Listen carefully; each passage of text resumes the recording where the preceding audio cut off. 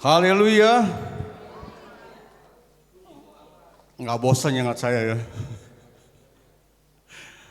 Ini saya berterima kasih kepada Tuhan ya lewat Ibu Gembala dipercayai bawa firman Tuhan. Ini terus terang nggak siap dadakan ini.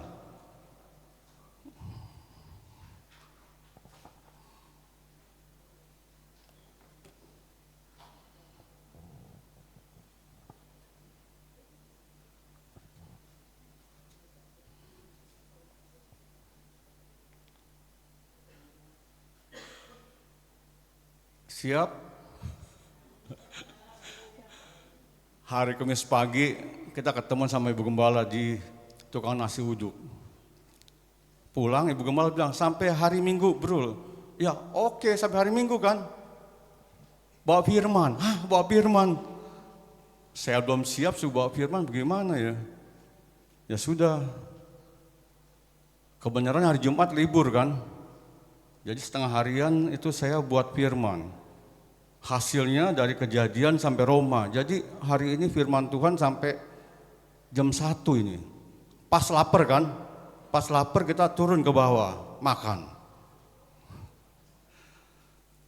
Ya, jadi kita kalau jadi prajurit Tuhan ini mesti jadi Kristen barak nih. Kalau kata Pak Victor, Kristen barak ini berarti Kristen yang siap tempur.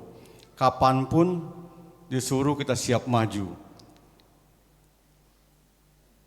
Di Alkitab itu ada 2 taman, ya. Satu Taman Eden. Di Taman Eden ini menggambarkan manusia jatuh dalam dosa dan akibatnya. Yang kedua Taman Getsemani. Di taman ini menggambarkan Allah menang atas dosa dan kematian lewat pengorbanan Yesus di kayu salib. Taman Eden ini adalah sorga duniawi yang diciptakan Allah untuk Adam dan Hawa. Tapi di Taman Eden juga ini Adam dan Hawa jatuh dalam dosa. Ya.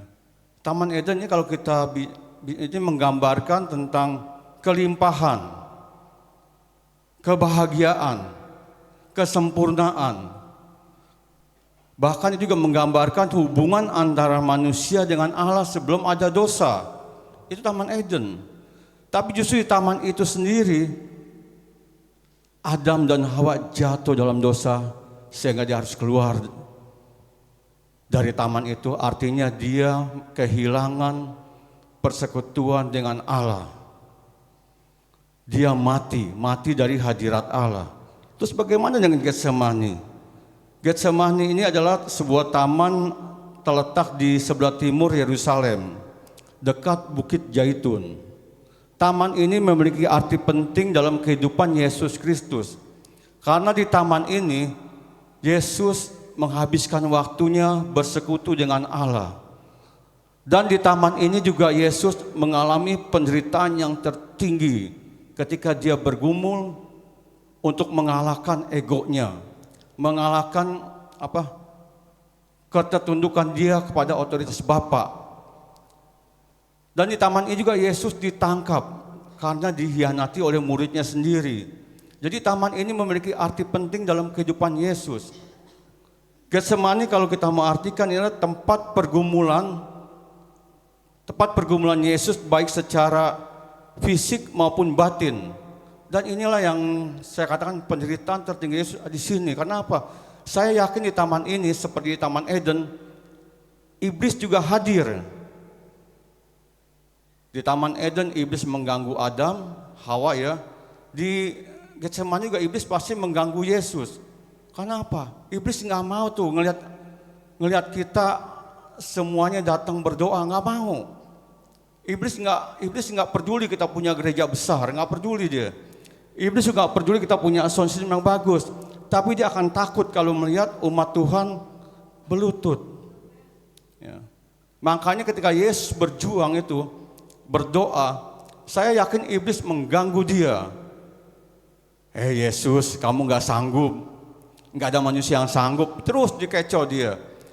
Itulah Yesus bergumul dan dia menang. Itu Taman Eden. Jadi kalau saya mau artikan, Taman Eden itu adalah taman di mana Adam dan Hawa memilih untuk tidak taat kepada Tuhan. Konsekuensinya dia terputus dari Allah, mati dari Allah, dan diusir dari Taman Eden.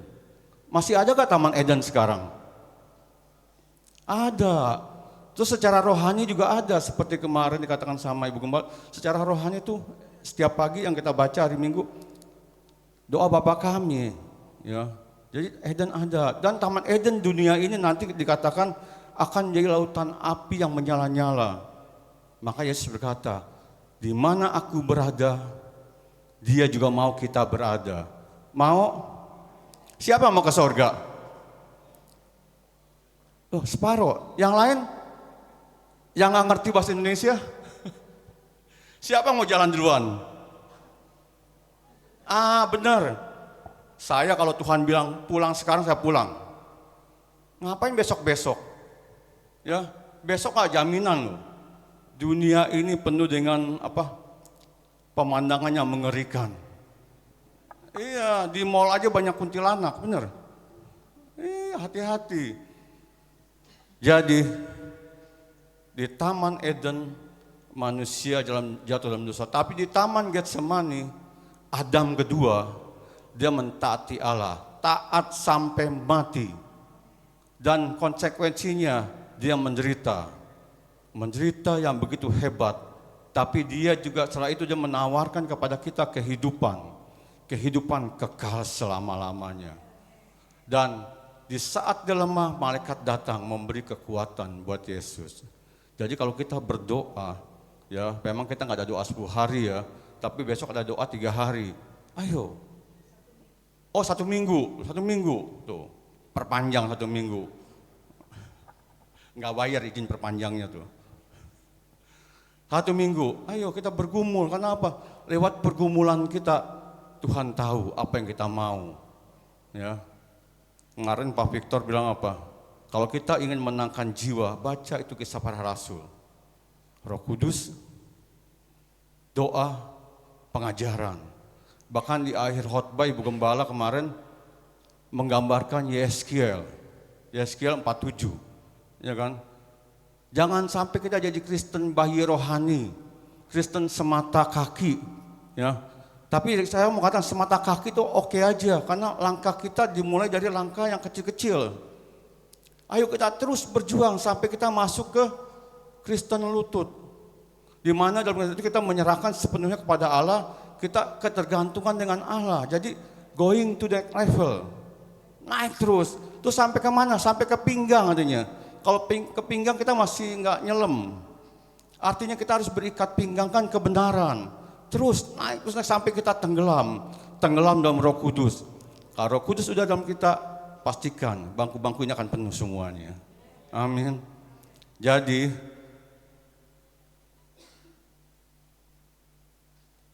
manusia itu sulit untuk mengalahkan daging, sulit untuk sempurna. Tapi kalau kita mau, kita pasti bisa. Karena standar Allah bukan standar kita.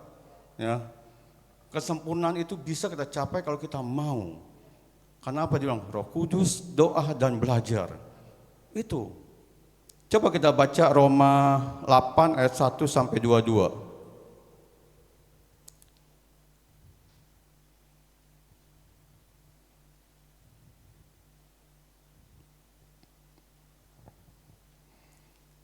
Roma 8 ayat 1 sampai 2. Sudah dapat? Mari saya undang bangkit berdiri. Bawa Alkitab semua? Bawa, mantep. Boleh gak bawa handphone? Boleh, tapi jangan bikin status ya. Tiba-tiba sebentar ada status di Facebook. Pengkhotbahnya imut-imut. Tapi khotbahnya amit-amit. 3, 2, 1.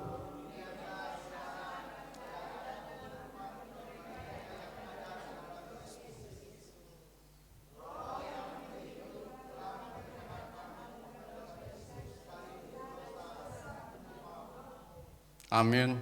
Silakan duduk. Berdiri juga boleh, bebas kita sini. Demokrasi ya. Ini janji Allah, ya. Ini janji Allah, kita akan bebas dari penghukuman kalau kita hidup di dalam Dia. Ya.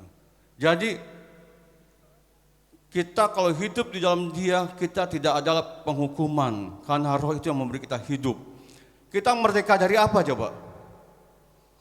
Ini khotbah saya sepotong-sepotong masuk di sini nih. Merdeka dari apa kita?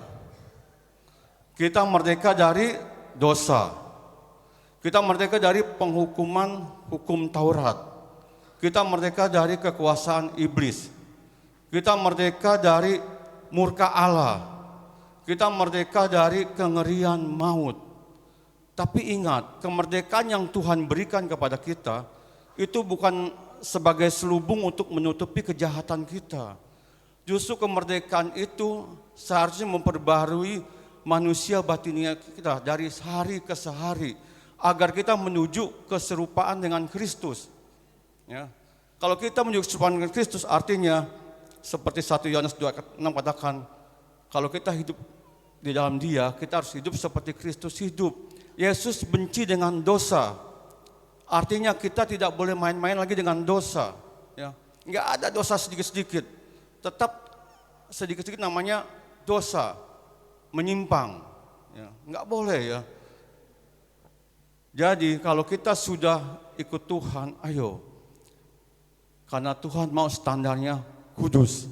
Tanpa kekudusan kita tidak bisa melihat Allah. Kalau kita nggak, jangankan kita masuk, lihat aja nggak bisa. Jadi kalau kudus itu benar-benar kudus tanpa setitik pun celah. Itu hidup kudus. Sulit ya, sulit. Tapi kita belajar. Kita berjuang. Karena apa? Masuk ke dalam kerajaan surga itu kita harus berjuang. Pintunya sesak. Ya. Kalau pintu sesak artinya kita jangan gendut-gendut gitu ya. Benar kan? Kalau gendut-gendut kita nggak bakal masuk. Artinya jangan gendut-gendut terhadap dosa. Ya. Karena nanti kalau pengangkatan juga itu kalau gendut-gendut susah diangkatnya. Berat. Iya kan? Coba kalau malaikat datang nih sekarang nih. Dia lihat di bawah. Jemaat lumbung Allah langsing-langsing semua. Diangkat. Ternyata ada yang gendut. Ketinggalan dia. Gendut terhadap apa? Dosa maksudnya. Ya. Gendut yang penting sehat itu. Ya, jadi gendut itu indah, montok itu indah. Tapi jangan terlalu montok juga, berat, bajunya mahal. Jadi ya, pernah kan saya tanya, ikut Tuhan enak gak? Kenapa gak enak? Iya, kalau kita tahu ikut Tuhan gak enak, hari ini mesti kita ada di puncak. Jangan di gereja, kan gak enak. Tapi ikut Tuhan gak enaknya katakan 70 tahun doang. Gak lama, 80 tahun. 90 tahun juga menderita, nggak bisa makan steak. Ini kan, iya. Coba, ada yang ompong nggak giginya di sini? Banyak. Ya, firman Tuhan bilang apa? Berbahagialah orang yang ompong giginya. Karena di sana tidak ada ratap ketak gigi.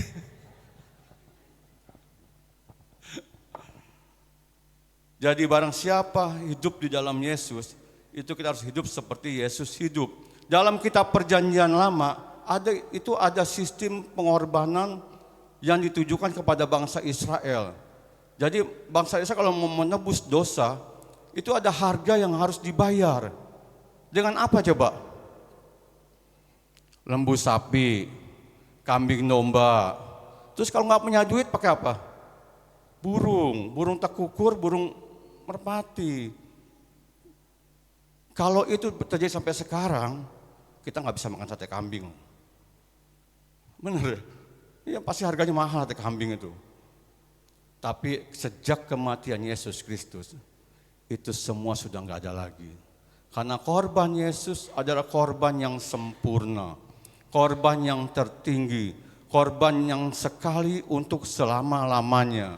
Dan korban Yesus adalah korban atas dosa kita yang sudah terjadi, bahkan yang akan terjadi. Jadi kita harus bangga punya Yesus, luar biasa Yesus itu. Yesus datang ke dunia ini karena kita, karena ada dosa. Inilah keunikan kekristenan, ya. Allah yang datang mencari manusia, bukan manusia yang mencari Allah. Keselamatan juga diberikan Allah secara cuma-cuma, gratis, nggak bayar. Tapi itu bukan berarti kita bisa bertindak semaunya. Justru keselamatan harus kita kerjakan dengan takut dan gentar. Itu dengan takut dan gemetar. Dan hanya Yesus yang berkata pada dunia ini, akulah jalan, kebenaran, kehidupan. Tidak ada seorang pun datang kepada Bapa tanpa melalui aku. Artinya Yesus itu lahir untuk mati. Mati di kayu salib. Karena di bawah kolong langit ini tidak ada nama lain yang diberikan kepada manusia yang olehnya kita beroleh selamat. Jadi hanya ada di dalam nama Yesus Kristus. Ada teman-teman saya orang Semea itu semuanya Muslim. Dikirimin video kepada saya. Itu ada orang Kristen yang militan di Palu, waktu kejadian Palu. Dia membela benar-beneran. Tapi akhirnya dia ingkar. Dia masuk ke Muslim. Karena dia menemukan ayat bahwa bahwa nanti akan dikirim seorang penolong nih. Nah terus ditanya, bagaimana reaksi kamu Fendi nih? Oh saya cuma bilang, sayang itu orang Kristen itu baca firman Tuhan gak lihat dari konteksnya, saya bilang. Baca cuma sepotong-sepotong, coba baca tuntas.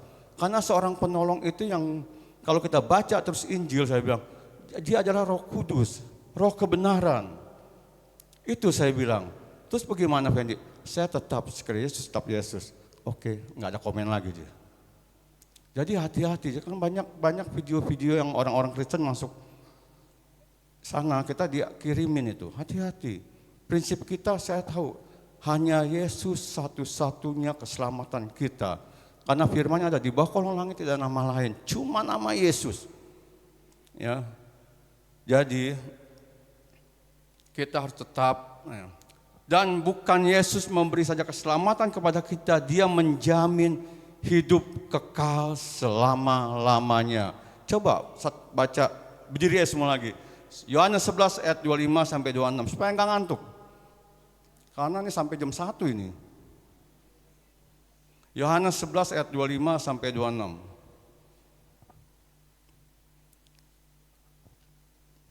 Sudah dapat? Yohanes 11 3 2 1.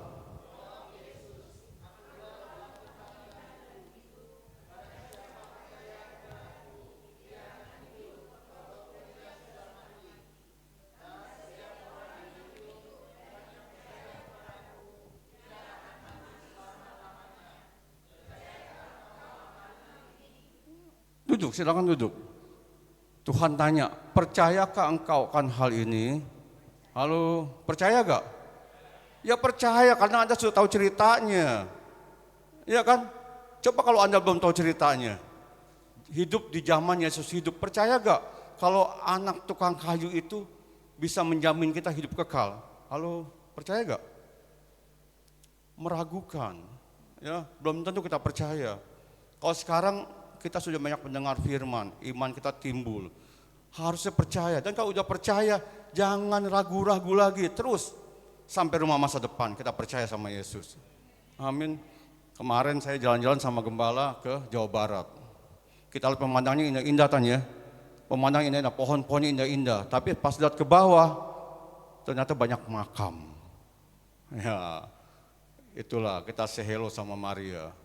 Maria belum jawab si WA-nya dia.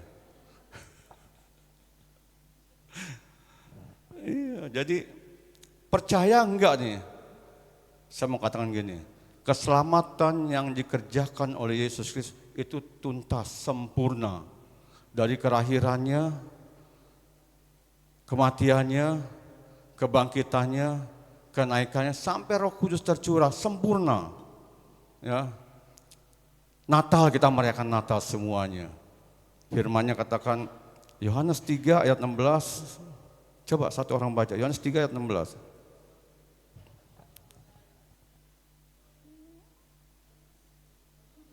Yohanes 3 ayat 16.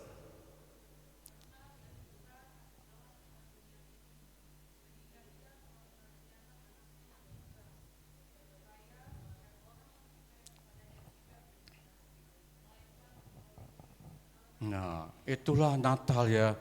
Karena Allah begitu mencintai dunia ini. Jadi Allah cinta bukan cuma sama orang Kristen doang ya. Cinta sama semua orang. Dia rela itu menjelma menjadi manusia. Dia meninggalkan zona nyaman, turun ke dunia menjadi sama dengan manusia. Dan dia tinggal di tengah-tengah manusia berdosa. Cuma dia yang tidak berbuat dosa.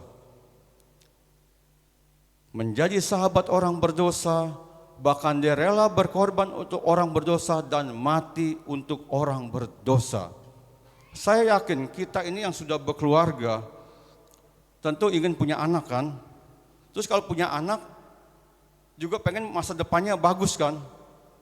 Minimal berhasil, minimal tidak nyusahin orang. Tapi bayangkan, Roh Kudus membentuk rahim, membentuk apa? Yesus dalam rahim Maria, tujuannya apa? Penderitaan. Ada gak orang tua seperti itu? Nggak ada kan? Roh Kudus membentuk Yesus, tangannya, kakinya, badannya semua dengan satu tujuan, salib. Inilah bukti cinta kasih Allah. Dia membentuk luar biasa.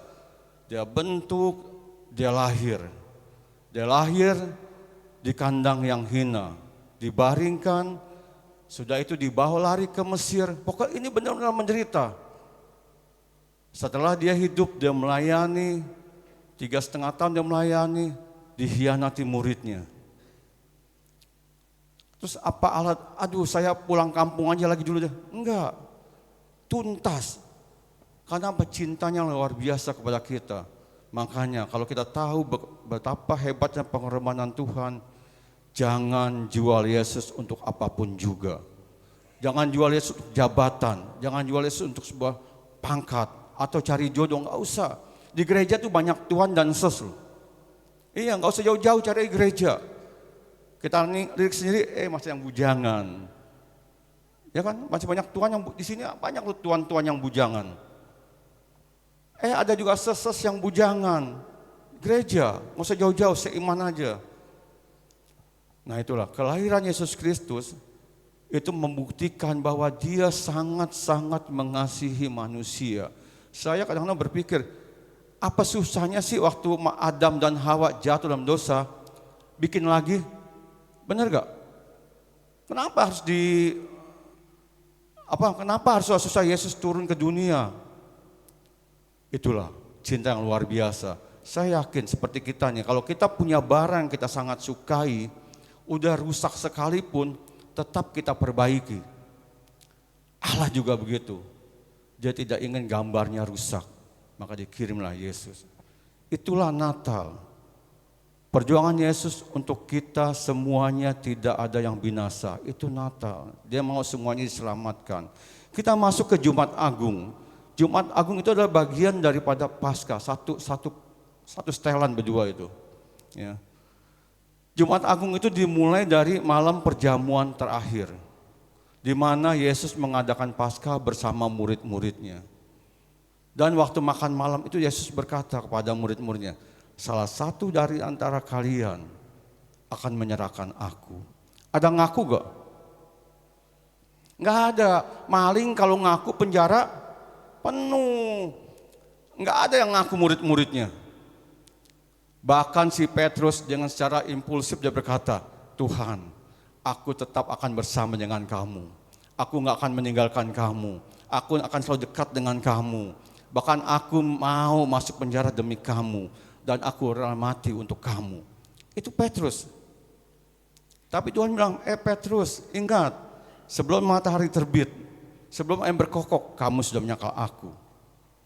Tuhan tahu loh siapa yang akan menyangka, siapa yang Tuhan tahu. Jadi Tuhan juga tahu Anda datang hari ini karena kangen sama gembala atau pengen lihat pengkhotbahnya, Tuhan tahu. Tuhan juga tahu kalau Anda datang sini memang karena haus dan lapar, Tuhan juga tahu. Ya. Jadi jangan sebagai rutinitas, aduh ini hari Minggu, kalau saya nggak datang ntar gembala cariin saya, jangan. Tapi datang benar-benar dengan kerinduan hati, ingin berjumpa dengan Sang Raja. Ya. Dan ingin dikuatkan oleh firman-Nya. Dan setelah itu Yesus pergi ke Bukit Zaitun, ke Getsemani. Ngapain dia ke situ? Berdoa. Tapi sebelum dia berdoa, dia bilang sama murid-muridnya, berjaga-jaga dan berdoalah supaya engkau tidak jatuh dalam pencobaan. Dan Yesus berdoa. Ketika Yesus berdoa itulah saya yakin dia dikecoh oleh si iblis. Dan Yesus juga berjuang. Kenapa? Dia mengingat misinya yang luar biasa, itu jiwa-jiwa. Dan dia di dalam doanya dia mengalahkan egonya sendiri. Saya yakin kalau sebagai manusia bisa aja Yesus bilang, Tuhan saya nggak sanggup, saya tinggalin ini semua. Bisa gak sebagai manusia? Bisa, tapi Yesus sebagai manusia juga dibilang, saya terima. Ya Bapakku, jikalau boleh cawanilah daripadaku, tapi bukan kehendakku, kehendakmu.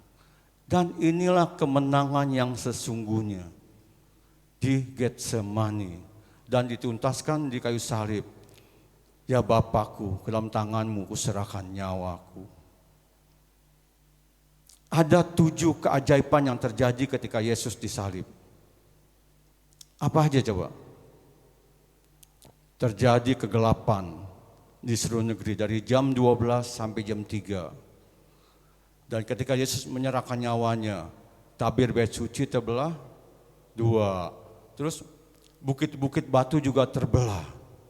Bahkan kuburan-kuburan itu terbuka sehingga orang-orang kudus yang mati bangkit. Udah berapa itu? Nah, terus ternyata kepala pasukan dan perwiranya juga mereka ketakutan. Dan orang banyak yang di situ mereka memukul dirinya sendiri. Kenapa? Menyesal melihat kejadian seperti itu. Ajaib itu. Padahal kalau kita lihat perjalanan Yesus di salib itu sangat mengerikan. Karena hukum salib itu adalah hukum yang mengerikan daripada kematian itu sendiri. Tante pernah muat itu kayunya berapa besar, pakunya berapa tebal, itu mengerikan. Karena Yesus menuju salib itu enggak semudah yang kita pikirkan bim salabim jadi, enggak. Ada berapa stasi harus Yesus lewati? Halo, ini pernah saya khotbahkan juga ini. 14 stasi. Kalau kita mau lihat itu cukup kita ke PIK. Di PIK ada 14 stasi yang Yesus lewati. Dan bukan cuma lewat begitu aja. Ini kesaksian bintang film yang orang Yesus itu dia menyelesaikan sampai tuntas. Karena apa? Secara daging saya nggak sanggup menyelesaikan film ini. Karena apa? Waktu pikul salib dia terbelah, tulang punggungnya kegeser, harus dirawat. Bahkan waktu dia di atas kayu salib dengan badan telanjang dia bilang itu dia sudah beku badannya semua. Tapi dia bilang karena saya melihat betapa hebatnya Yesus itu, saya tidak akan mundur dari peran saya sebagai Yesus. Dan film ini mengubah semua orang yang semua pemain itu. Bahkan tentara Roma itu dibilang bertobat, terima Yesus. Jadi kalau mereka bisa merasakan betapa kasih Yesus luar biasa, seharusnya kita juga bisa. Karena kita nggak perlu berjuang, enak, cuma datang hari Minggu dengan firman, Jumat doa, di rumah kita saat teduh, nggak berat kita, nggak perlu 5 kali sehari kita. Benar? Jadi apa susahnya sih ikut Kristen? Gampang. Saya masih SD pertama Islam. Nggak naik, pindah jadi agama Konghucu. Lulus SD saya masuk SMP agama Buddha. Di SMP saya masuk Semea ada pilihan agama Kristen. Saya pikir semua agama udah saya coba kan, Kristen belum. Saya masuk Kristen Semea, tapi Tuhan itu luar biasa. Saya masuk Kristen ternyata ada anak seorang pendeta di satu kelas sama saya. Dan inilah bawa saya ke gereja mengenalan. Ternyata di gereja itu saya bilang enak juga, cuma tepuk-tepuk tangan, nyanyi, puji Tuhan, lalu pulang, selesai. Nah saya percaya sama Tuhan, terima Yesus. Terima Yesus, datang ke gereja. Ke gereja, akhirnya saya ke gereja di Ompran. Gereja, saya dibaptis itu. Saya bilang simpel sekali ikut Tuhan. Betul ya? Tapi ketika kita menjalani ternyata ikut Tuhan itu gak enak. Pikul salib, sangkal diri, itu berat. Matikan kedagingan itu berat. Tapi itulah, ternyata kalau kita ikut Tuhan terus serius, terus fokus, upahnya besar di sorga. Ya. Jadi Jumat Agung itu adalah kita merayakan hari kematian Tuhan Yesus. Sering juga disebut dengan Good Friday. Ya. Kita harus benar-benar menghayati perjuangan Yesus yang luar biasa ini, bukan sekedar dia mati karena apa? Waktu dicambuk aja itu tubuhnya sudah tercabik-cabik. Belum dia melewati jalan penderitaan Via Dolorosa, itu berat sekali. Dan Yesus katakan tidak ada manusia yang sanggup melakukan ini selain dia. Karena apa? Ada natur dosa dalam hidup kita. Dan Yesus kerjakan tuntas sampai di kayu salib. Di atas kayu salib dia katakan, ya Bapakku, kuserahkan nyawaku ke dalam tangan. Iblis dikalahkan, kita ditebus, dibayar tunai. Artinya kita sekarang jadi anak-anak Allah. Kalau kita anak-anak Allah, kita juga harus hidup seperti hidup dalam kerajaannya Allah. Jadi jangan mau gue lagi, ya fokus. Karena apa? Untuk masuk ke surga kita diperlukan kekudusan.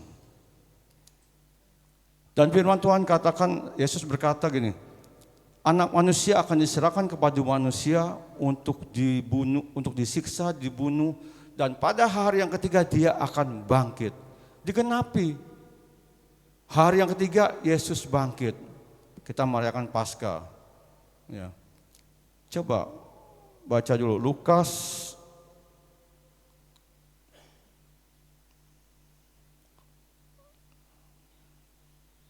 Kita baca Lukas 24 ayat 6.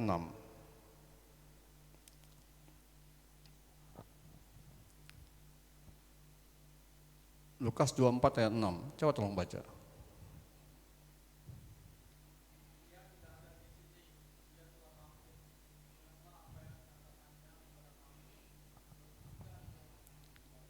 Ya. Ia tidak di sini, ia sudah bangkit. Firman Tuhan kan, pagi-pagi benar, perempuan-perempuan. Ini perempuan-perempuan ini luar biasa memang nih.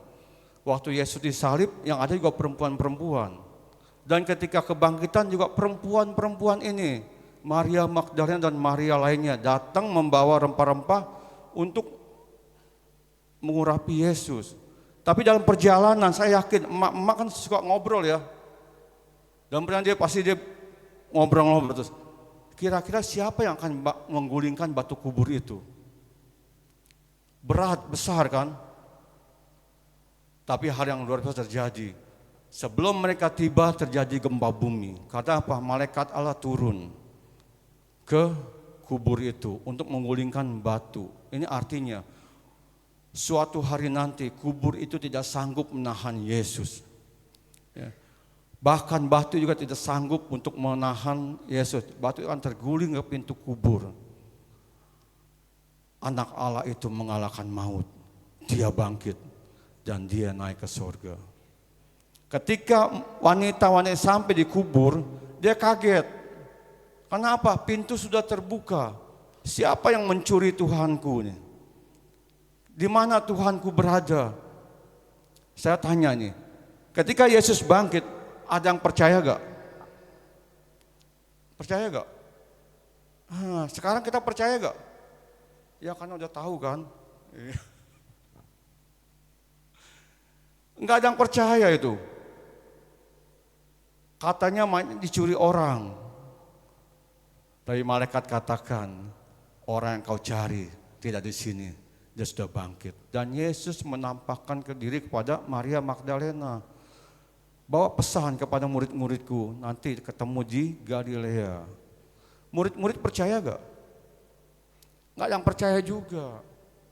Kebangkitan Yesus, dia langsung pulang ke sorga atau enggak? Enggak, karena dia tahu murid-muridnya galau, ya. Murid-muridnya mungkin stres, enggak tahu lagi apa yang mau diperbuat, mau pergi mana. Bahkan Petrus, dia juga mau kembali sebagai nelayan. Enggak tahu. Itu kalau handphone udah drop, perlu dicas. Makanya Yesus 40 hari menampakkan diri berulang-ulang, ngecas murid-muridnya. Terus dibicarakan tentang kerajaan sorga. Sorga ya, bukannya surga. Ingat, kalau surga, siapa mau ke surga? Banyak bidadari di surga loh. Iya, kalau di sorga yang jelas bidadarinya Allah. Tapi kalau di surga, enak sana. Bisa barbecue, ada bidadari-bidadarinya yang 7 bidadari ada di sana ya. Yesus terus menerus 40 hari membicarakan tentang kerajaan surga. Dia terus memberi kekuatan kepada murid-murid. Dia terus ingin mengatakan kepada murid-murid bahwa kebangkitan dia itu sebagai tanda kemenangan atas maut. Dia juga memberikan kepada murid bahwa kebangkitan dia itu memberikan mereka kesempatan kedua. Ya, jadi seharusnya kebangkitan Yesus juga mengubah hidup kita itu.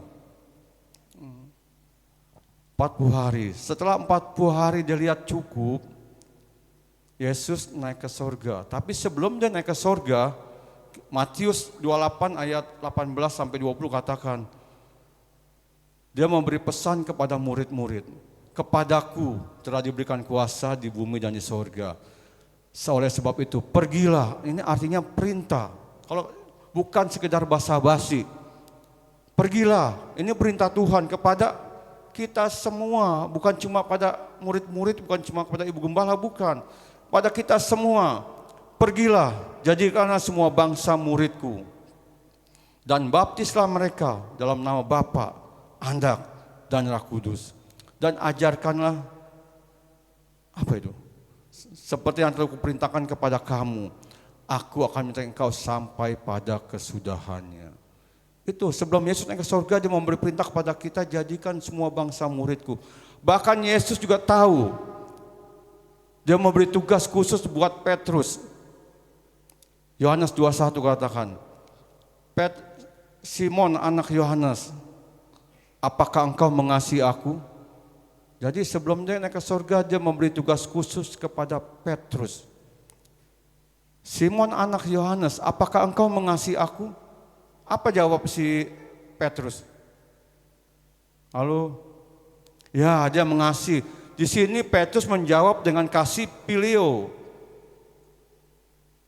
Terus Tuhan bilang, kedua kali Tuhan tanya lagi, Simon Yohanes, apakah kamu masih aku? Dijawab dengan kasih pilio lagi. Tapi ketiga kalinya Tuhan bertanya, dan Petrus sedih. Dia menjawab dengan kasih agape. 3 kali, artinya penting. Penting, kalau sekali, 2 kali belum, 3 itu penting.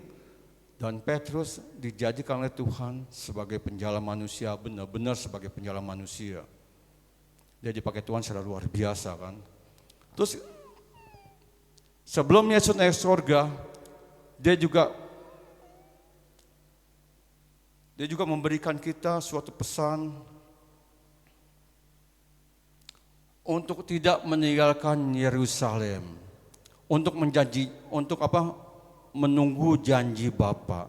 Itulah 3 perintah yang Tuhan berikan kepada kita.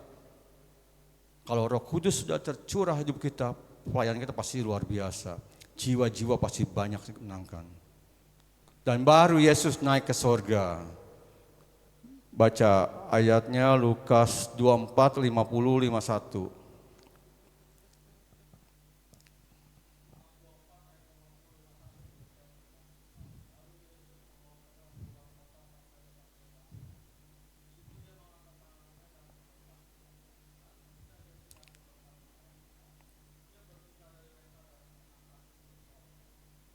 Yesus naik ke sorga, dia memberkati murid-muridnya. Bahkan kita para rasul katakan ketika dia naik surga, itu ada berapa pasang mata yang menyaksikannya? 5.000? 500, berarti nggak ngantuk. 500 pasang mata ditambah murid-murid menyaksikan. Dia naik ke surga, dia akan datang juga seperti itu. Ya, kita beruntung kalau dia datang kita masih hidup. Tapi jangan gemuk-gemuk ya, berat. Karena Yesus datang untuk kedua kali bukan sebagai juru selamat. Dia datang sebagai hakim. Ya, dia akan memisahkan kambing dan domba. Ya. Kalau kita sebagai domba kita enak, kalau sebagai kambing kita akan masuk, dibikin sate kambing tuh, dibakar terus sampai gosong. Yesus naik ke surga. Ngapain Yesus naik ke surga? Halo, kalau ada yang bisa jawab, ntar makan gratis sama saya di bawah. Pertama dia naik ke surga karena dia pulang kampung. Betul? Iya, karena kampungnya kan di surga kan. Ya pulang juga ke kampungnya surga. Untuk ketemu dengan bapaknya, mau laporan, ya kan. Saya kalau tugas dari luar kota pulang pasti ketemu bos saya laporan. Saya dari sini laporannya ini. Ya sama tuh, dia pulang ke kampung, ketemu bapaknya. Bapak, banyak jiwa-jiwa yang akan aku bawa ke surga. Terus bapaknya bilang, ya udah kamu bangun real estate ini. Jadi yang kedua, Yesus ke surga dia mempersiapkan rumah. Dia bangun real estate. Untuk siapa coba? Untuk orang yang setia, untuk orang yang taat ya, yang hidup di dalam dia. Ya kan kemarin juga disebutkan ada Kristen Mahasuci, ada Kristen Ruang Suci, ada Kristen Halaman. Mau di mana kita? Mau di halaman? Silakan. Ruang Mahasuci silakan. Pilihan di tangan kita. Sekarang kita mau punya rumah gak di sorga? Itu pilihan kita juga. Dan pilihan itu ditentukan dari sekarang. Yesus pulang ke sorga, dia menyediakan tempat untuk kita. Untuk kita yang taat akan firman-Nya. Itu dia pulang surga. Terus Yesus ke sorga juga itu menggenapi keselamatan yang sudah dikerjakan lewat kematiannya, kebangkitannya dan kenaikannya. Yesus naik ke surga juga ingin mengatakan kepada kita bahwa tugasnya sudah selesai, tuntas.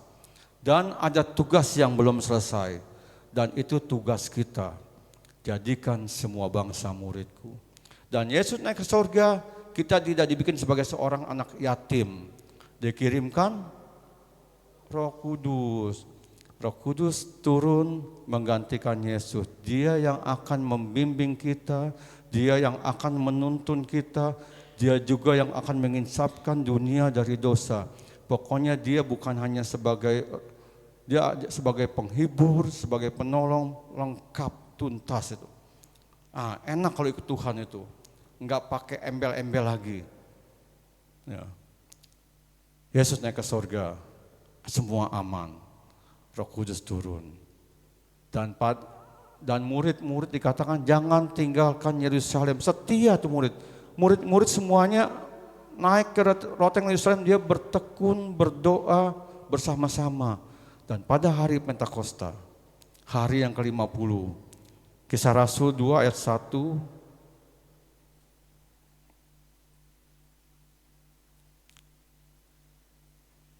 Kisah Rasul 2 ayat 1 sampai 4. Saya yang baca. Ketika tiba hari Pentakosta, semua orang percaya berkumpul di satu tempat. Tiba-tiba turunan dari langit suatu bunyi seperti tiupan angin keras yang memenuhi seluruh rumah, di mana mereka duduk, dan tampaklah kepada mereka lidah-lidah seperti nyala api yang bertebaran dan hinggap pada mereka masing-masing. Maka penuhlah mereka dengan Roh Kudus. Lalu mereka mulai berkata-kata dalam bahasa-bahasa lain seperti yang diberikan oleh Roh Kudus kepada mereka untuk mengatakannya. Pencurahan Roh Kudus, mereka berbahasa-bahasa lain. Saya mau tanya, bisa enggak bahasa roh kita pelajari? Enggak bisa, benar. Tapi ini yang di sini sebenarnya bukan bahasa Roh Kudus, bahasa-bahasa lain.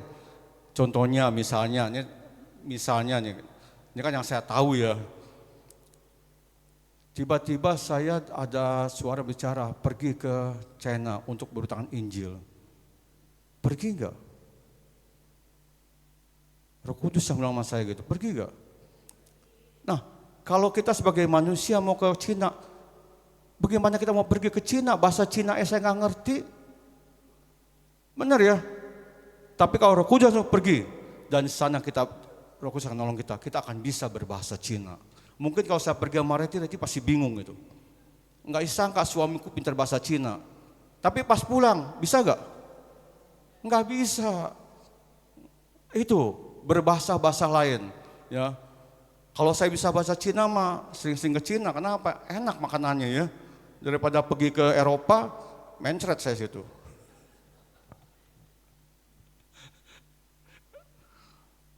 Jadi pencurahan Roh Kudus, ini saya bicara kepada buat murid-murid ya.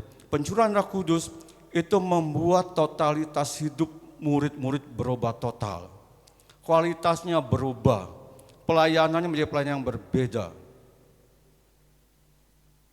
Ketika Yesus bertanya sama Petrus, Petrus apakah engkau mengasihi aku? Itu penugasan Petrus untuk khotbah di hari Pentakosta. Dan faktanya memang terjadi, di hari Pentakosta Petrus berkhotbah. Berapa jiwa yang bertobat? 3.000. Sekarang saya khotbah di hadapan 5.000 orang. Berapa yang bertobat?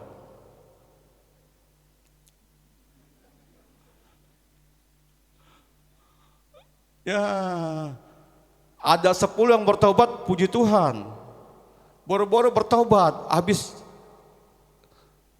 Saya ingat ini ada seorang hamba Tuhan katanya, orang yang paling hebat itu adalah orang Batak sama orang Manado. Kenapa hebatnya coba? Orang Batak sama Manado nih, itu hebatnya luar biasa. Mabok pun bisa menyembah, bisa memuji Tuhan. Benar? Mabuk sambil gaya mabuk dia bilang haleluya. Orang Batak Manado. Terus orang Batak Manado nih, dia main judi pun bisa memuji Tuhan. Wah, luar biasa itu ya. Nah itu, makanya Batman emang hebat ini Batman. Jadi pencurahan Roh Kudus membuat totalitas hidup berubah. Petrus sekali berkhotbah 3.000 orang, 3.000 jiwa bertobat. Bukan cuma 3.000 orang. Dikatakan dalam kitab Rasul, setiap hari bilangannya ditambahkan. Dan Petrus kalau kita lihat selanjutnya, dia menyembuhkan orang yang lumpuh di dalam nama Yesus Kristus. Artinya pencurahan Roh Kudus membuat Petrus imannya bertumbuh. Dia selama ini ada dekat dengan Yesus. Di mana Yesus berada, dia pasti berada. Artinya mujizat demi mujizat yang Yesus buat, Petrus lihat. Bahkan Petrus juga mengalami mujizat di berjalan di atas air. Dan sekarang saatnya dia mempraktekannya. Orang yang lumpuh itu sembuh. Itu kalau kita mengenai Roh Kudus. Jadi hidup kita benar-benar, dan dikatakan lagi, doanya menjadi doa yang berkuasa.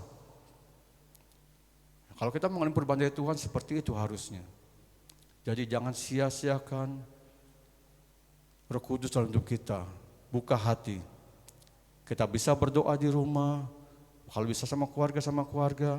Ada juga waktu untuk berdoa di gereja. Kita ambil waktu berdoa di gereja. Kita percaya Roh Kudus akan datang secara pribadi dalam hidup kita. Ya. Jadi pencurahan Roh Kudus itu membuat hidup kita menjadi berkualitas yang ilahi. Dan gak salah kalau Ibu Gembala membuat tema dari tahun ke tahun, ini sangat luar biasa. Pertama kita diajak untuk menjadi serupa dengan Kristus. Bagaimana caranya? Kita harus mempengaruhi manusia batinia kita dari hari ke hari. Yaitu kita bersiap, berkemas-kemas. Ya, berkemas-kemas untuk kita menuju ke langit bumi yang baru. Karena apa? Ibu Gembala tidak ingin memarkir jemaatnya di gereja. Ya, zona nyaman itu bagi Adam dan Hawa membuatnya jatuh ke dalam dosa. Dan jangan sampai zona nyaman kita ini juga membuat kita dalam dosa. Karena zona nyaman itu bicara tentang kekayaan, pangkat, kedudukan. Jadi ini mengingat kita hamba-hamba Tuhan. para perayaan mimbar, hati-hati. Jangan sampai karena kenyamanan Anda masuk dalam dosa. Ya, jadi kita harus berkemas-kemas, persiapkan diri untuk mencari langit baru yang baru. Karena dunia ini bukan rumah kita. Kita cuma ngontrak, cuma musafir. Ada rumah masa depan. Oleh sebab itu, seperti pesan Tuhan, berjaga-jaga dan berdoa agar kita di mana Yesus berada, kita juga berada. Mari saudara, makin berdiri.